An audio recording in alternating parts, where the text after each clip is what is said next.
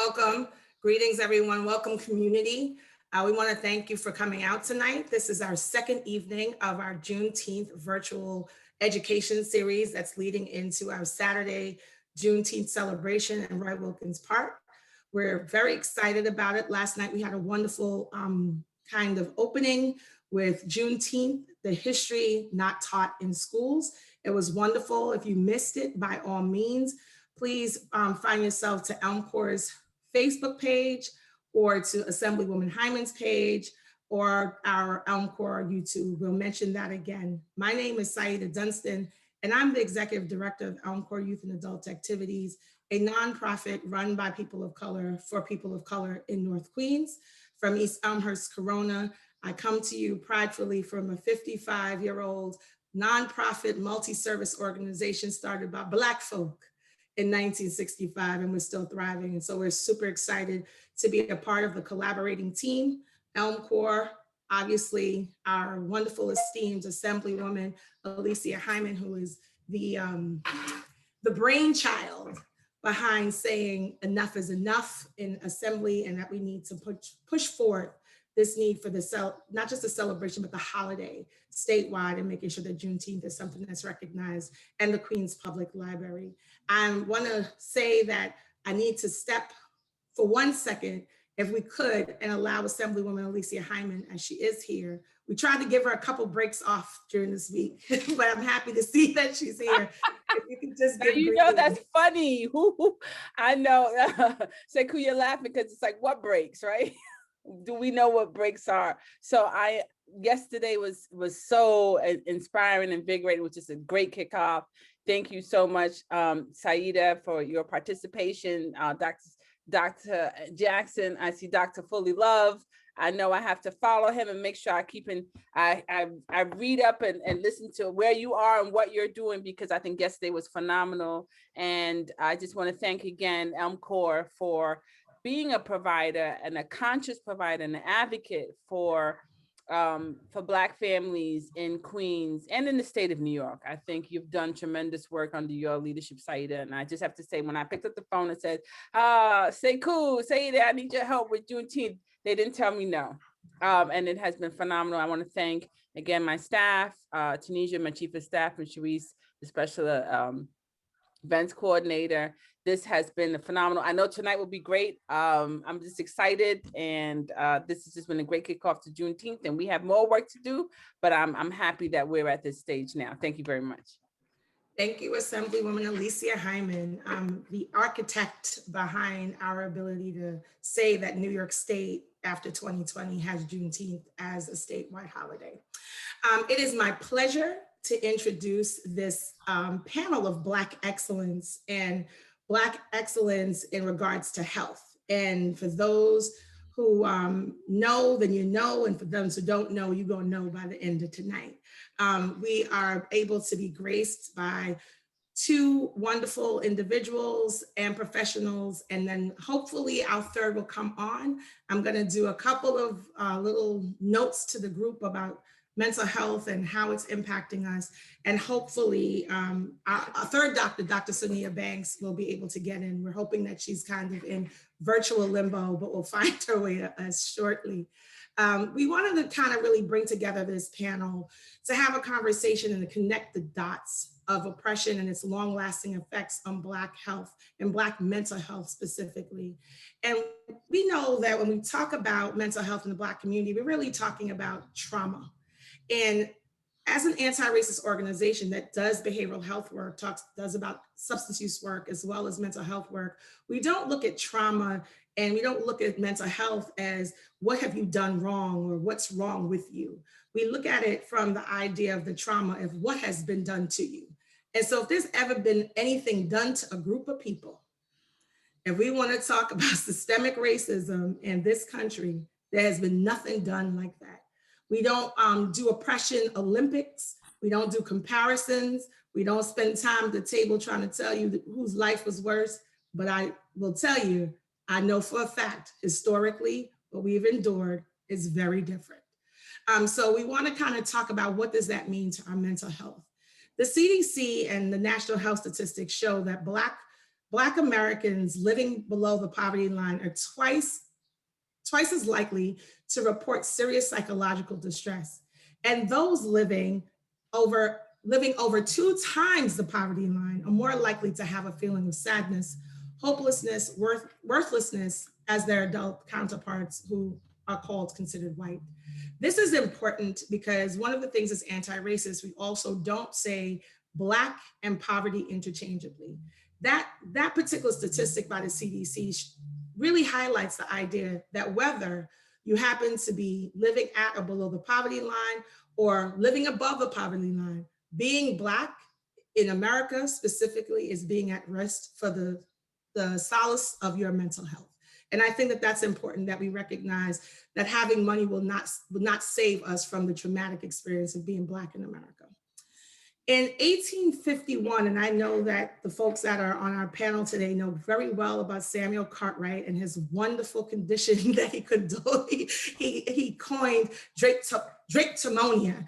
And for those who don't know, that was basically him saying that enslaved individuals were crazed. They were insane because they wanted to flee and get to freedom. So when you really think about how deep this goes and how our mental health has been seen, that our desire for freedom was considered a psychosis. So when we're talking about Juneteenth and talking about freedom, we have to dig deep. And so after emancipation, after Reconstruction era, there was a kind of an idea that the Black psyche was immoral and inherently criminal. And so it was criminalized through putting people in prisons, as well as psychiatric wards, which pretty much doubled as prisons. And Dr. Fully Love last night talked about incarceration and mass incarceration. And really, we have to talk not just when how we've criminalized mental health for Black people. New York State Department of Corrections is the largest mental health provider in the state. I need you guys to absorb what that means, if then the majority of people inside those facilities are Black and brown. So with that, and no further ado, to get out of the way for this great conversation, I want to introduce Dr. Robert Fully Love. This is his second night, y'all. So we want to thank him. He was here last night, and he actually, I guess we weren't that bad, Assemblywoman Alicia Hyman, because he came back again. And so we thank you for showing up. He's the Associate Dean for Community and Minority Affairs and a Professor of Sociomedical Sciences at Columbia University. And since 2010, he has been the Senior Advisor of Public Health for Barred Prison Initiative.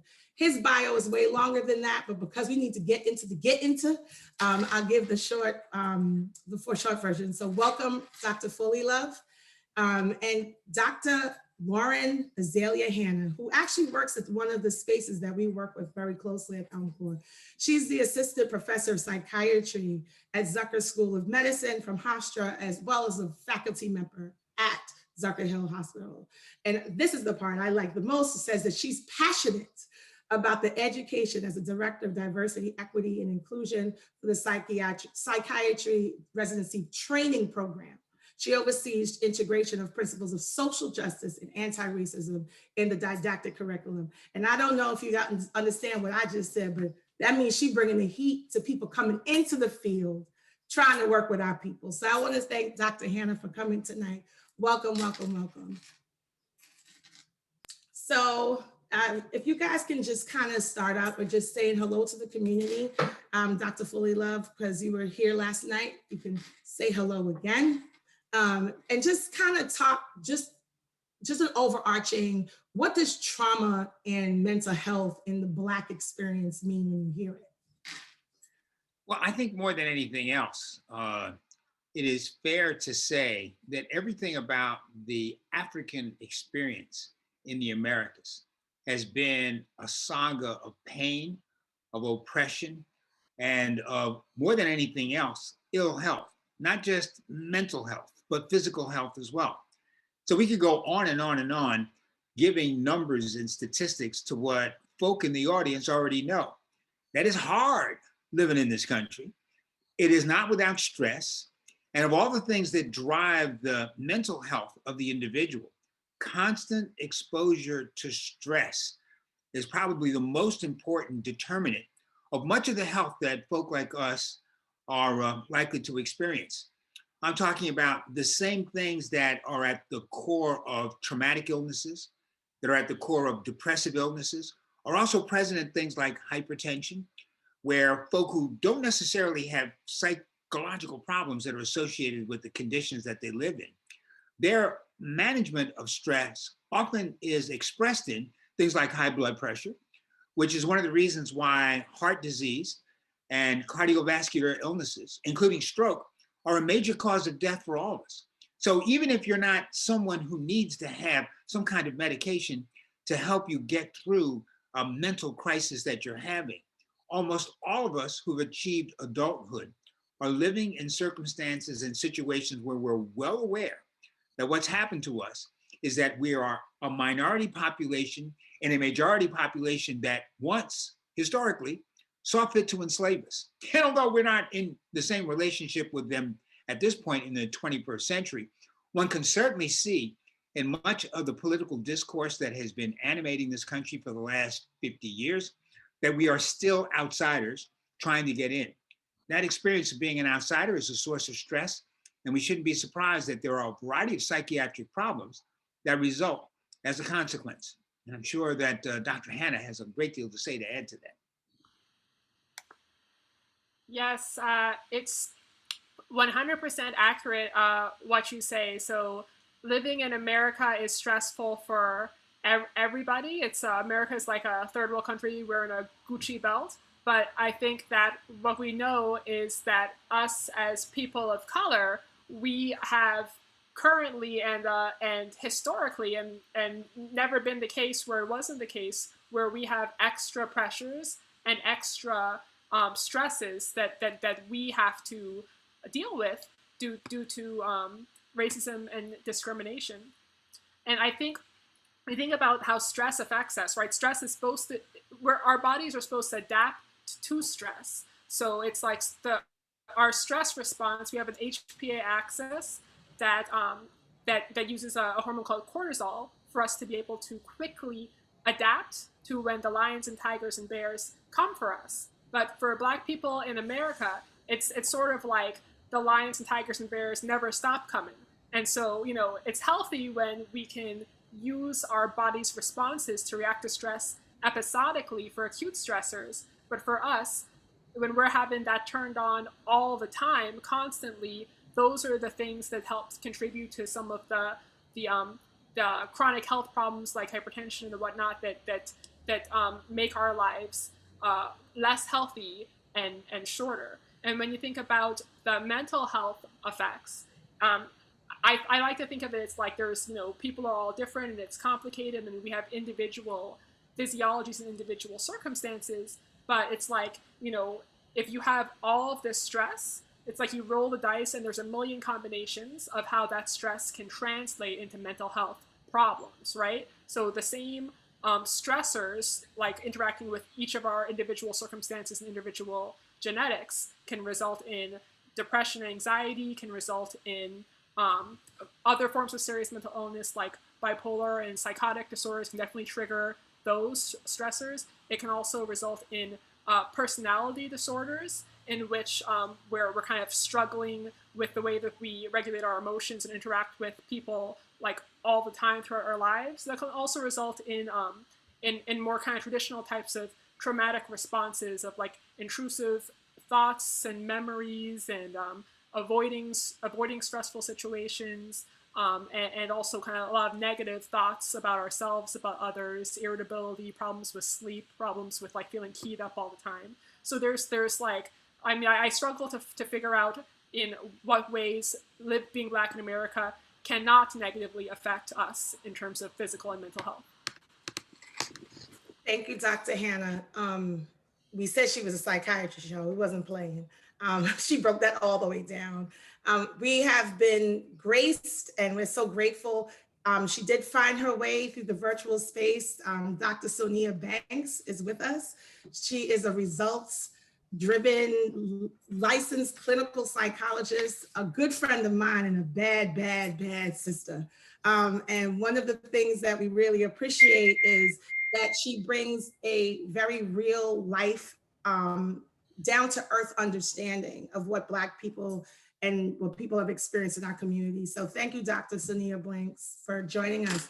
The Thank question you. that's being tagged right now, so we'll tag you in, is when you hear, of being Black in America and mental health and stress and racism, like how do you kind of equate that and relate to that? Right. And I forgive me, colleagues, as I transition from one Zoom space to another, but that's a very prominent question that we're all sitting with, and no matter how we show up in our identities. And for Black folk, we are constantly, as I heard our former speaker mention, deluged with this transition that we still aren't clear about because of our biophysiology and our psychology over the generations. So I know, as Brother Saku and will bring to our mind, we are always carrying DNA from voyages and passages that we don't even recognize, right? So when we're dealing with trauma, we face the trauma that we're in: COVID, pandemic, rape, divorce, not having enough money for the month. We deal with those that seem to be outward facing, and yet we still have the legacy of generations of dissonance. And so one of the ways that I like to position, particularly my sisters and brothers, is there are three operational tenets that you have to stay with. One, you have to have a good spiritual director. And the reason why this year we probably recognized it is we couldn't be in our communities, right? For those of us that practice our traditions with each other, that help us grow and stay healthy, many of us had to go to a one-dimensional space, and that took from what we get just from being in each other's physical space, which actually has, as you were talking about, hormonal implications. So for us not having our spiritual directors, it causes a lot of disconnect from our powers of strength. And then the other thing we have to notice is our own internal therapists, right? I always say Black women have to have a spiritual director, a therapist, and a coach. I don't care if those people are your grandmother, your mother, and your best friend, but I care that you realize that you're constantly trying to feed and fill those areas of deprivation that are, again, we mentioned, are being depleted on a daily basis.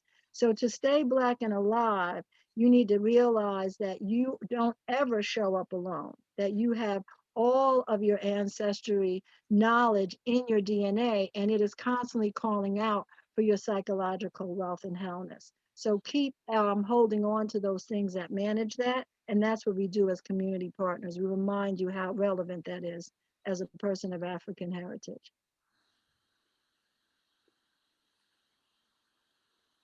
I'm reading lips again. I apologize. I muted so I didn't interrupt. I didn't want to do the amen circle that happens. Black folk we get together. So one of the things is this is around Juneteenth, right? And having these conversations about Juneteenth and how we're talking about where we were at the time before. Let's go where we were before that, the time, and post that, and where we are now. And so after the announcement of freedom on Juneteenth in 1865, violence towards Black people was the response by many of this Declaration of Freedom. And we know that violence disproportionately is experienced by Black community members in our systems of criminal justice and healthcare, education, housing, foster care, et cetera, affecting the coping mechanisms of these individuals. And so one of the things that we say is we're talking about systemic racism. Dr. Fuller Love said last night, very poignantly, we're not talking about if you like us, right? Racism and systemic racism isn't if you like me or if you want your son to bring me home, right? It's about the fact that whether I never step into your house, there is a system that has put me in a situation that I'm always steps behind and dealing with it in multiple levels. And these systems are overlying each other. So as we have that conversation, can you speak a little bit about the coping mechanisms? Dr. Banks, you kind of talked a little bit about what we need, but can we speak too about the resilience of Black folks in mental health? Because we talk about statistically how we're dealing with these traumas, but can we talk a little bit of the resilience of how we survived to get here? If this is on me, let me just say that one of the problems with resilience, as it's understood in physics, means that after being bent, you go back to where you were before. That doesn't happen with us. There has never been us going back to a system of normalcy. That's not been our experience. I believe that we have survived an enormous amount. And I think we have coping mechanisms that have allowed us to not be crushed. Everybody has to recall that before they decided to enslave Africans, they tried to enslave a whole bunch of folks. We were the ones who basically, survived everything that they threw at us, especially in the South of the United States. But we paid a price for that. And we continue to pay a price that's expressed in lower life expectancy, a higher likelihood of, for example, being hypertensive. Black men, just generally, the prevalence of hypertension amongst us is higher than it is in any other racial ethnic group. So we are able to cope and survive, but we never bounce back. I think what we're trying to get to is a situation where we're not taking resilience as the absolute goal that we're striving for, because there is no returning to the previous state where normality is now being experienced. Having started from a place of abnormality, what we're trying to do is regularize the nature of the experiences that we're having and to do what we can as a people to organize, to get together, to do what is necessary in our discourse with each other to make sure that our ability to cope with the stresses that are upon us allows us to continue and allows us to make sure that our children and that our grandchildren will be able to follow. That we have survived slavery has, I think, given a lot of people the notion that you can throw anything at us.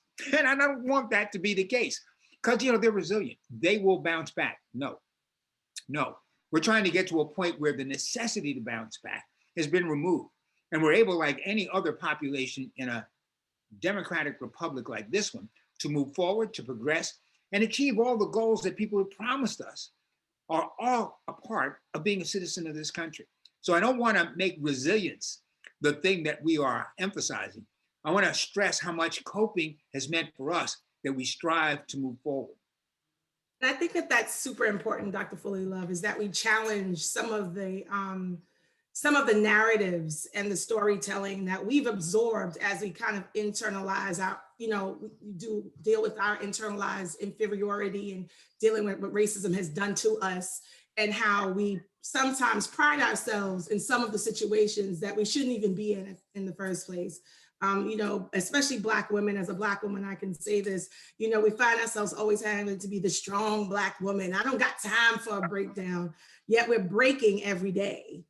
So I think that your point is definitely necessary and needed, and I appreciate the challenge to the question. Does anyone else want to jump in about the coping mechanisms of Black people dealing with systemic racism?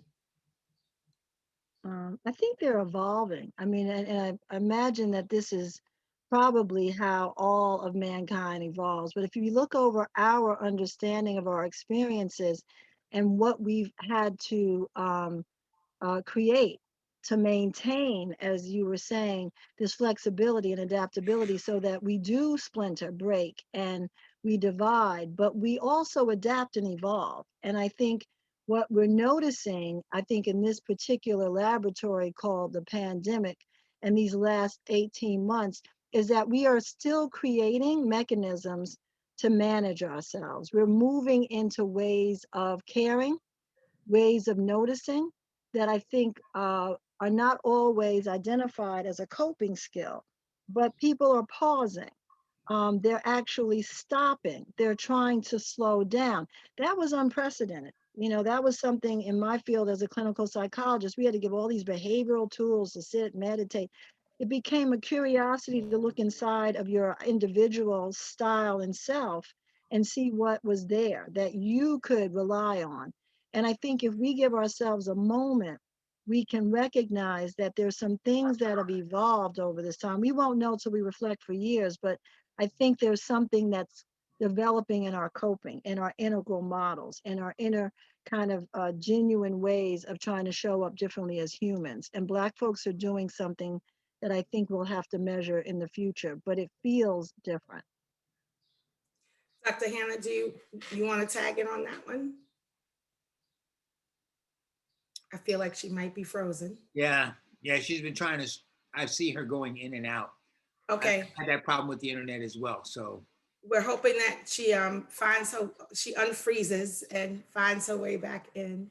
I do want to say, as we talk about coping mechanisms and things that Black people have to endure that they should not have to endure, there is right now there's a lot of videos going around on the internet, on TV quite regularly, just showing the amounts of violence upon Black people, whether it's by the police or just a kind of inundated kind of attack on our psyche as we look at the killing of Black people and being recorded over and over again.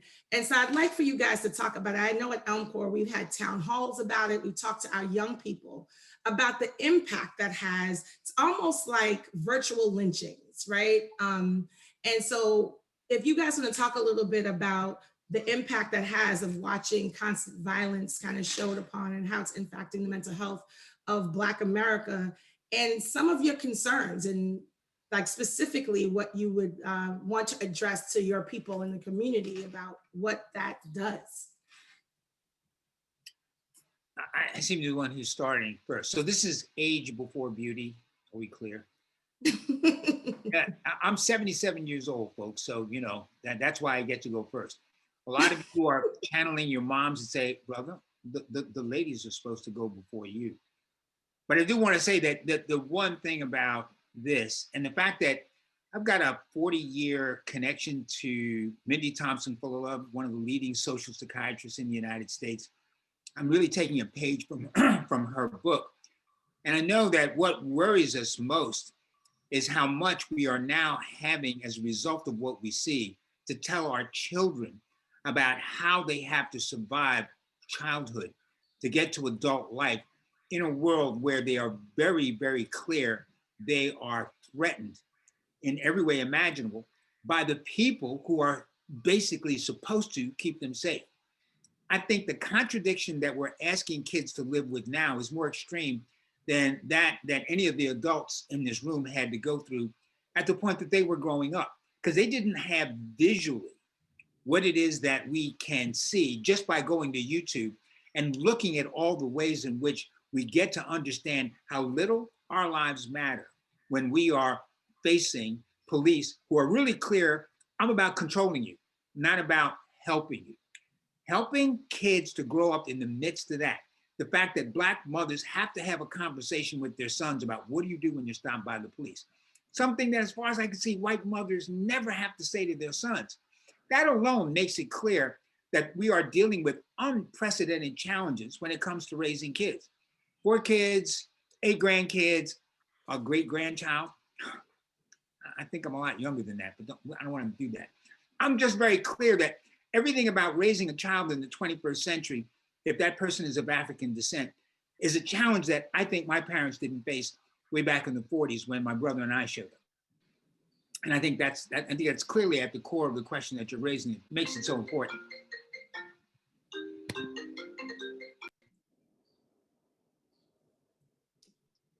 Dr. Hannah, are you back with us? She was with us for a bit and I think she froze again. So Sonia, I guess if you could tackle that for us. Absolutely. I think it feels like a constant reenactment of a trauma and a nightmare. The visual onslaught is causing a level of depravity. So you can't watch the same murder over and over again, which we did all year long, and it not start to infect and affect how you think about the world. And so to the earlier point, our children are now seeing it. So the imagination is one thing. The snapshots in black and white, you know, another Black man was lynched today hanging from an ACP, and the body parts that we got to see when we were in the museum, you know, when we went to the National Museum. I'm assuming we all went to the National Museum.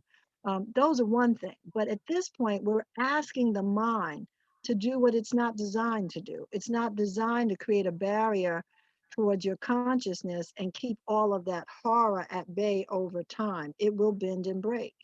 And so, to the greater point, and where I say we're evolving, we're starting to have to create these laboratories in our homes and our schools around coping. What is the coping for your son and for your daughter? We, decrease the amount of times you can visually look at these. We try to manage and motivate around anything that's going to create a barrier and a strength for their natural coping skill. We're advancing them into careers that we may not have even thought about last year. These are all coping skills. And yet we're dealing with the re-traumatization of the horror that we are, as you were saying earlier, insignificant. How do we face that? And this is a question I think you're getting to, Saida. How do we face that in a world that keeps making the same demands? You got to show up every day. You got to take care of your family. You got to go to work. You have to do well at work. You can't break down at work.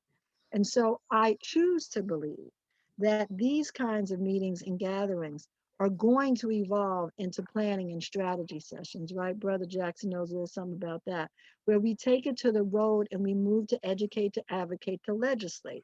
It becomes something that our children just know to do. Yeah, we're going to march, but then, Mama, when we going to make the plan? And then what's the legislation? Let me go to, Alicia and talk to her about the legislation. I got to pass it to her, right? She's my messenger. I got to write it and get the signatures and pass it to her. Those schools, those rites of passage programs that we thought were interesting are now a necessity because they're the barriers to the impact of this trauma on our children's mind and our lives. So I think we're going to get better at strategy and structures, and we're going to move away from just the fear and the concern about the violence to getting to the root of the impediment. We've got to Right. go back to that. We got to get to action, right? That's one of the Yeah. reasons why we're here. That's one of the reasons why we're doing this. At the very beginning of the conversation, we were talking about the celebration on the 19th, and in a conversation, it came up that maybe we should do something like this, have a virtual series and really address issues as we lead into the 19th so that people know why we're doing what we're doing. And we really thought it was important to talk about mental health because we know that there's a large stigma around it, and it becomes stigmatized on steroids when it's in our community. And I want to be clear, the same way when we talk about the vaccine and that Black folks are not crazy, so don't treat us that way. When we say that there's a historical reason that we have some concerns and there is some hesitancy, we are also not crazy when we have some issues with mental health, not because we don't know that we're stressed, not because we don't know that we're sad, not because we don't know that we're dealing with a lot, but because when we're engaged in your system of mental health, we're not treated the same and we're concerned. And I hope Dr. Hannah's able to get back, because my next question, as we talk about that and some of the stigma and stops Black folks from engaging in very healthy mental health services, many times is, as we talked about earlier about dracomonia, right, is the misdiagnosis.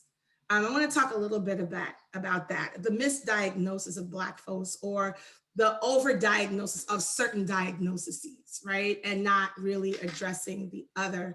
I will tell you from our own experience, when I first got to Elmcor, we had a psychiatrist who was working with us, who every person it felt like to me, at least it felt that way. I'm sure it wasn't statistically that way, but the way it felt to me was every person that had done a significant amount of time in the carceral system, she was diagnosing them as antisocial personality, antisocial disorder, whichever the whole thing is. I'm not a clinician, but I found it very interesting that she didn't realize that someone that was living in a box, taken away from their family, in a situation that is literally set up to create more violence, that is create not for rehabilitation or habilitation on the outside, but it was literally set up to break a human being, right? That somehow the fact that they didn't want to be with everybody in the treatment program somehow made them antisocial. And so I think those kinds of misdiagnoses has created a stigma within our community. So I want to take this moment now for you guys to speak to the community directly about what is healthy about addressing our mental health concerns, and that it is a health concern. Dr. Fully Love, you talked about its connection to our physical health, but I want to be clear that the research says that racism has made it twice likely to affect our mental health than our physical health. Twice as likely to affect our mental health and our physical health. But we know that we've had some issues, as Dr. Hannah says, with our physical health due to our mental health, because that's when we go to the doctor, right? We go to the doctor when the sugar high, when our tension is, and we have the hypertension, but there was some mental health stuff that was exacerbating that physical health. So I want us to take this moment in the last few moments while we have our community before we open up for Q&A to really kind of tell them why it's healthy and understand that we recognize that misdiagnosis is a part of the reason why there's been some concerns in engaging in the mental health system. Let me be clear that for me, the most obvious and the most egregious error that's associated with misdiagnosis is very neatly described in what we call the school to prison pipeline.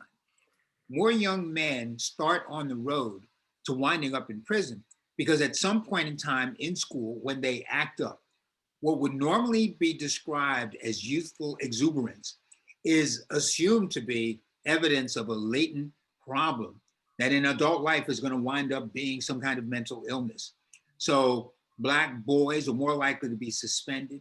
The suspension is more likely to be associated in later life with doing time in prison. I'm suggesting the reason why so many Black folks are suspicious of psychiatrists and of psychiatric services is that their experiences as young person, the experience of their children, is that the last thing you want is to have your kid seen by a psychiatrist who might start that child on a road that is not going to be one that will produce academic excellence. It's going to be labeling that child as somebody who's going to be a problem. What have we known about the history of the psychiatric disorders and the drivers of psychiatric health in community? We do not want it to rely solely on the individual. Communities probably do more to support individuals who are in stressful situations than medication and psychiatrists do. Not that they don't have a role to play, but what really makes us healthy is being in a setting and in a circle where we are supported. Almost 30 years ago, Mindy Fully Love and I were part of a group that put together a textbook on what to do for the psychiatric patient who was coming home, recognizing that if you've been in some kind of facility and you were coming back, the stresses of coming back, where the family didn't know, what do we do with this crazy person who's showing up, meant that you could often drive someone at a point when they were struggling to be well into a situation that could be really extreme. The idea that the social connections do a lot to keep us healthy means that in a setting like this, in a conversation of the type we're having tonight, it's not just us, it's how we're able to connect to our neighbors and how, as a community, we solve problems. It's called collective efficacy. That probably has a great deal to do with creating the sort of forces that help people who are stressed remain in a situation where they're, if not healthy, at least striving to produce something that looks like health. And I'm really fascinated to hear what our mental health professionals would do to sort of react to this, please. Yeah, I would say that whereas number one is the school to prison pipeline, very close second major problem with misdiagnosis in our community is the overdiagnosis of psychotic spectrum disorders and the underdiagnosis of mood disorders. I just came from a journal club with medical students at our hospital where the topic was literature review that reviewed over the past 24 years a systemic pattern of Black people being diagnosed with schizophrenia spectrum disorders 4 to 5 times more often than white people. For Latinx people, it's about 3 times more often. And the concern is that there are repercussions for diagnosis like that. There are kind of like social stigma repercussions. There are side effects for medications that are very necessary for true diagnoses, but that are not warranted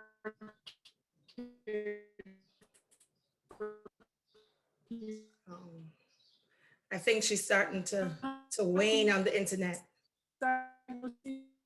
Dr. Hannah, if you cut your video, sometimes that helps.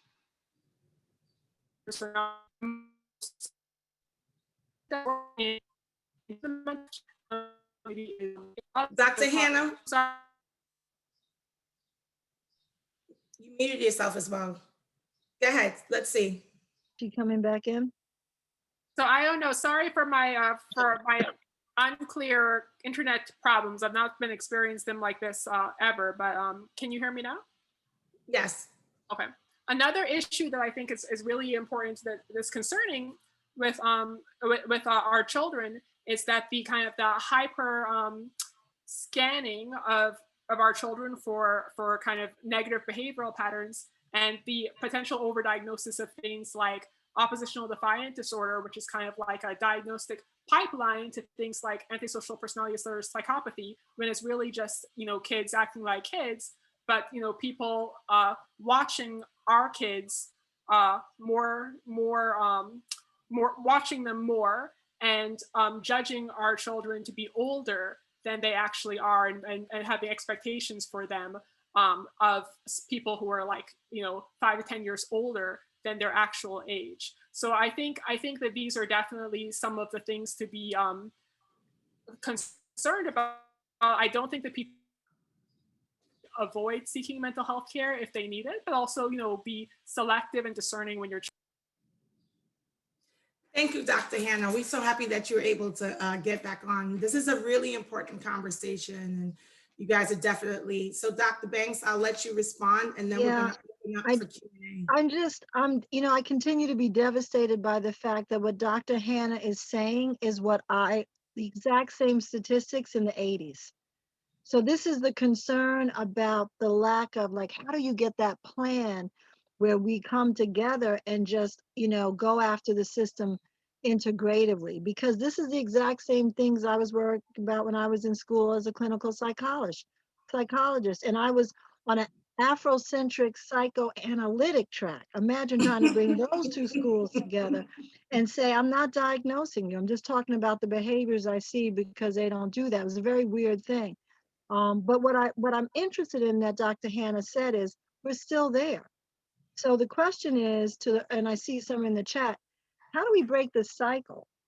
You know, it's important. When Dr. Fullilove said he and his wife came with a book that said, this is what you do when the person comes home from the psychiatric hospital, you know, and this is what we do when they label our children and they underdiagnose or overdiagnose and overmedicate around the spectrum. So I think what we are being asked to do, and this is a real moment in history, I truly believe we will be judged on what we do now, is to literally figure out, as those people that are older, some of us that have been out here, we know where to intersect this thing. We're going to need to stop it. And so I believe that if we put more of these conversations together, we come out with ways to support new clinicians that really want to get it right. You know, it's a bell curve. Those of y'all that ain't gonna get it, I'm gonna leave you on the sides for Armageddon. I don't mean any disrespect, but I've only got time for the central tendency. Those in the middle of the curve and those that are underneath the curve, which are my people, then I want to give you the tools. And I think we all can commit to that, because it's got to be a change in this system. And I'm sure Dr. Hannah sits there and goes, you've got to be kidding me. We've already made you take these courses that you don't apply. So how do we get you to shift what you do to our people? Thank you so very much. This conversation is very rich, and we're going to open up to Q&A. I do want to say, Dr. Fullilove spoke about something that's really important. Dr. Banks talked about it, and Dr. Hannah talked, and I want to give it a little personal feel, if I could. A very good friend of mine had her son in 3rd grade, clearly being pushed in a trajectory towards prison with a lot of misdiagnosis and just a lack of compassion for him in the school system. And I want to say this, as an anti-racist, what that means is that I'm an organizer. It's that simple. And so when she called me to tell me what she was going through, we organized and went to the school. So Dr. Fullilove talked about connection and community. There is a responsibility and an accountability that we have, not just to ourselves, but to our ancestors who came together collectively for our freedom. And so we have to come together collectively when we see young people going through systems. It can't be your problem, it has to be ours. So Joan, if you can come on and kind of queue up the questions. Yeah, so we got 2 questions in the chat. And the first question was, do you think it is healthy for mental health providers to have assessments themselves after being in practice for a specific amount of years to ensure they are adequately providing assistance effectively? Or is this something that already is mandated?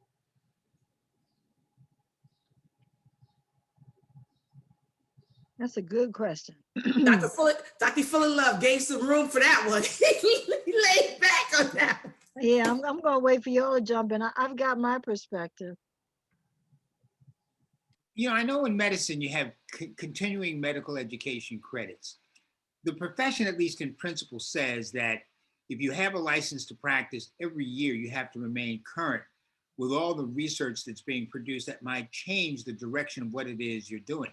So there is at least this sense that in a changing world, whatever your training might have been a few years ago, now requires that you stay connected to things that have happened since your graduation.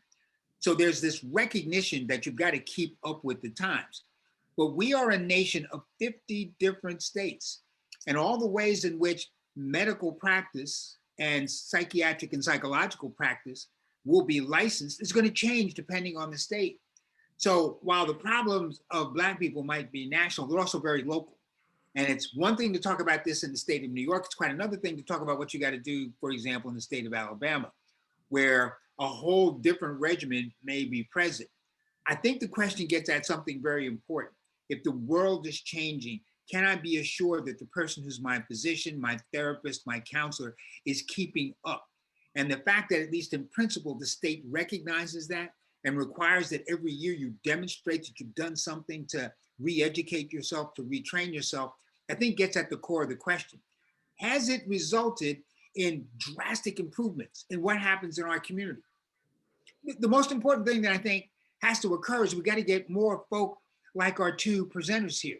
We lack severely a sufficient number of folk who are from our community and who understand what you've got to do to provide the care. I think we're in the presence of 2 very wise sisters, and it's very clear if we had a couple dozen of them, we would be in a very different situation than we are right now. So I really want to give my props to the folk who are staying with the struggle and who are understanding that because they are almost alone in many instances, that they've got to hold back a problem that has basically been with us since the first Africans arrived here on the shores.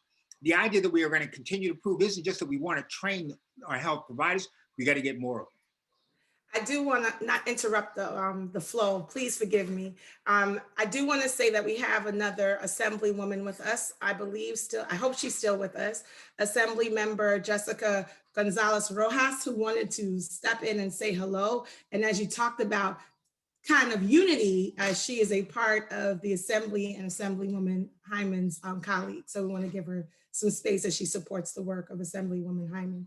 Yes, thank you so much for having me. Thank you, Assemblywoman Hyman, for putting this together. Happy Juneteenth. And I'm so thrilled you're having this conversation on mental health, because that's something I'm deeply passionate about and want to ensure that we're fighting to ensure a world and a state where everyone has access to the healthcare that they need.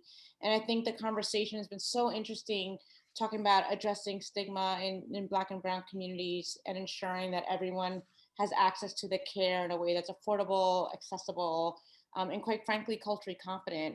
I've been doing meetings throughout my district, and one of the biggest concerns as I talk to principals is mental health. You know, a lot of principals saying our children will catch up academically, right? And there's obviously heavy concerns there. But if they're not well mentally, then that's a challenge. And really sadly, I talked to a school where a child came home and found his sister had committed suicide in her bathtub. And that is going to have, you know, unrepairable damages to that child and their families. And it's our children of color who are suffering the most because of a system where we don't have access to that healthcare, right? That mental health care, And we're doing what we can at the state level to break down those barriers and ensure that that care is there and accessible. But it is amongst ourselves and our communities, right? These are tabletop conversations to actually reduce the stigma. So this is such a beautiful, amazing conversation. I joined a little while ago and I've been listening, but I mostly want to thank you for having this conversation, doing this important work, addressing the stigma, and creating the space to, you know, ensure that everyone has the opportunity to thrive. I think about Audre Lorde all the time. She is my North Star. And she says there's no such thing as a single issue struggle because we do not live single issue lives. And the fight for racial justice and Black liberation is entwined with our fight for, you know, health justice and reproductive justice and, you know, economic justice and all the things that we fight for at the state level. So again, I'm so honored to be here. I'm listening, and I thank you all for the work. And I thank the Assembly member for her amazing work and her amazing leadership, not just in her community, not just in Queens, but across the state. So thank you all so much for having me, and happy Juneteenth. It's a day that we should really commemorate the major strides that our communities have made over the years, but there's so much more work to do. And I'm here to stand alongside you as an ally and an activist. So thank you for having me. Thank you so much, Assembly Member.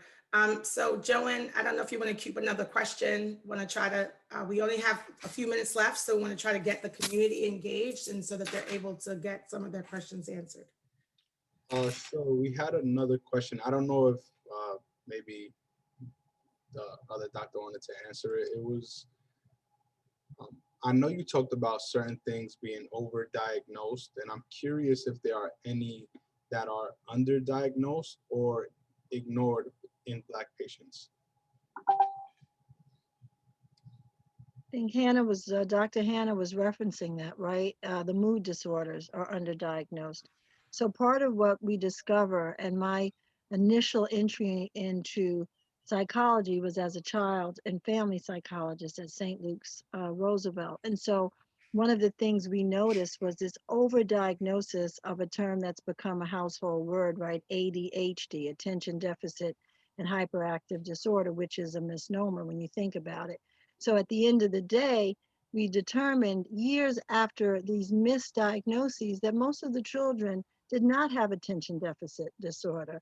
They had depression, or they were suffering from various forms of trauma. And if you treated the depression in children, which can look like inattentive type and impulsive behaviors and things that are often found in families that are trying to make meaning out of the onslaught of the community terror that we face, you'll be able to get a child really quickly back into a normal community and allow them to function.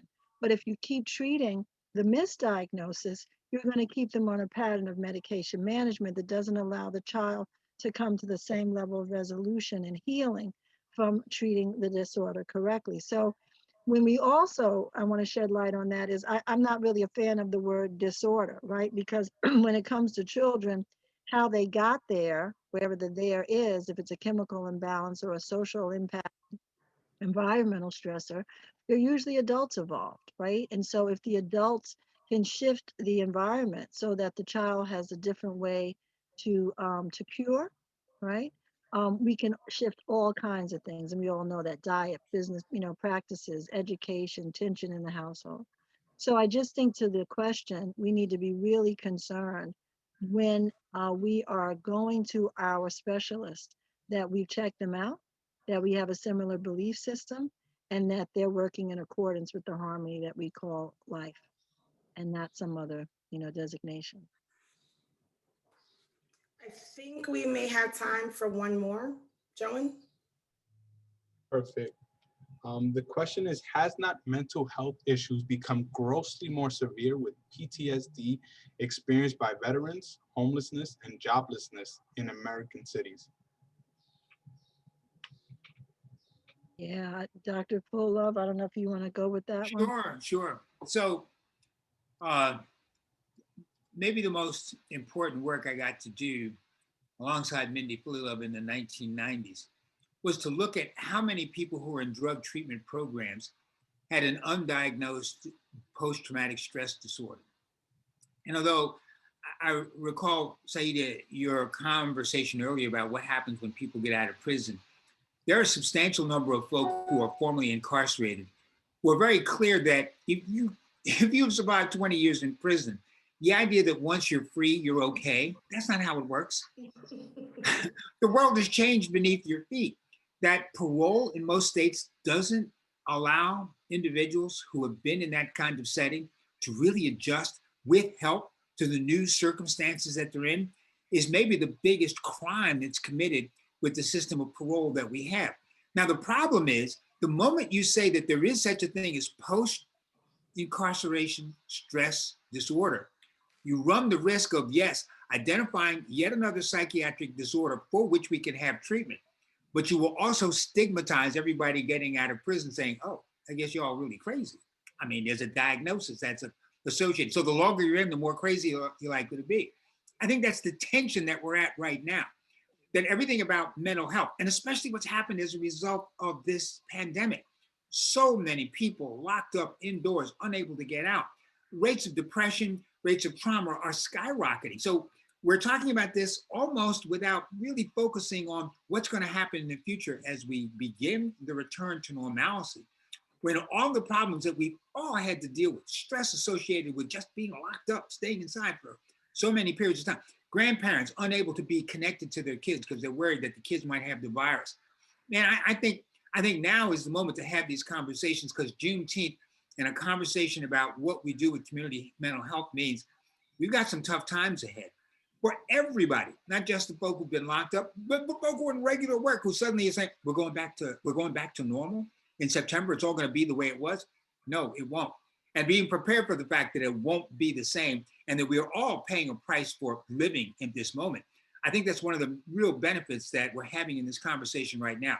Focusing on mental health is the right topic at this time, at this moment in our history. And I'm glad you guys are doing it. I don't know if Dr. Hannah is with us or not. I know your camera's off, but are you able to speak at all? Yes, I think if you can hear me. Yes, Yeah. you can. Yeah, so I mean, I definitely think that as I think that oftentimes there tends to be in waves historically a shift in the view of mental health and mental illness and what are the etiologies. And I think that sometimes there is an overemphasis on biological and hereditary processes, which are, of course, important.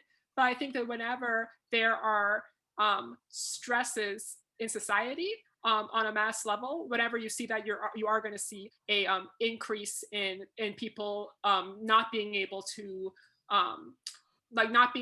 tolerate mentally and physically the extra stress. It's like if you have like your bucket of stress, and this is how much I can take on a daily or weekly or monthly or yearly basis. And then like when you have things like a pandemic, seeing a bunch of lynchings on TV and YouTube every day, like so, and then you're already having to deal with your regular life stressors and the regular experience of racism and microaggression. So I definitely think that when all of these things like fall upon our heads, that you're going to have a result in more people not being able to cope and requiring mental health services.